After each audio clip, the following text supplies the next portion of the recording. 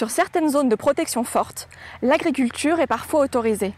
Elle peut encore être non bio et donc avoir des pesticides, même si la volonté d'évoluer vers des pratiques agroécologiques est affichée. Les cultures fragmentent les zones de passage des animaux. Du coup, ils ont du mal à se disperser et s'installer dans ces aires pourtant prévues pour les préserver. Et puis les travaux agricoles peuvent détruire des habitats et des animaux eux-mêmes.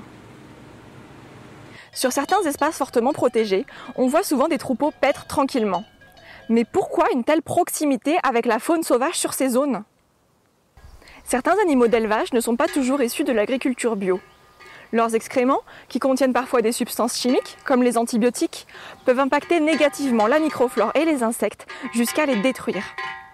Et la proximité de troupeaux domestiques avec la faune sauvage génère des risques de transmission de maladies.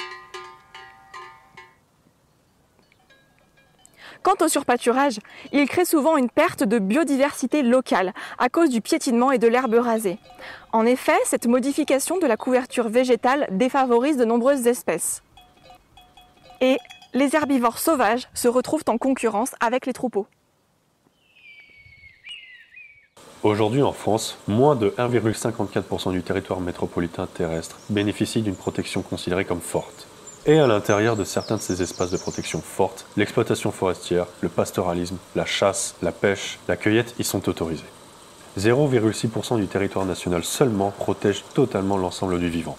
Il est urgent d'offrir à la faune sauvage et à la nature des zones de tranquillité totale.